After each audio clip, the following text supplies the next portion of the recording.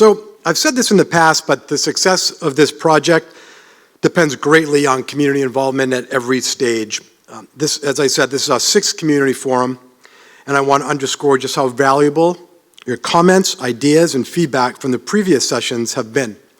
They've played a significant role in getting us to where we are tonight. Specifically, we have reached a major project milestone. We've identified our path forward, which is to build a new North Attleboro High School on this existing middle school and high school campus.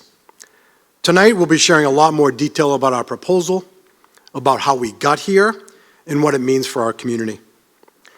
We're also going to walk you through the entire project timeline during our presentation, but I want to remind you that this process and our partnership with the Massachusetts School Building Authority, or MSBA, began almost 2 years ago in March 2022, when our high school entered what they call the eligibility phase, eligibility period of their process.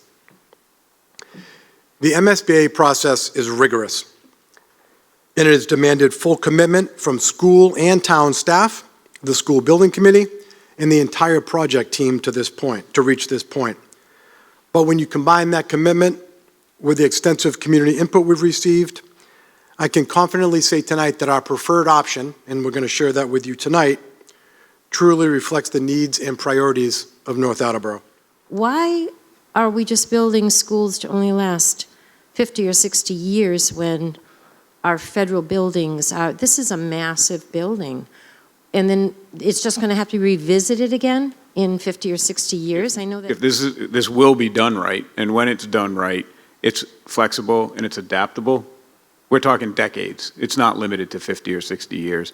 The reason people use the terms, it's a 50-year building, is there are a couple different types of buildings that you can build, right? You can build a temporary building, kind of like your portables outside.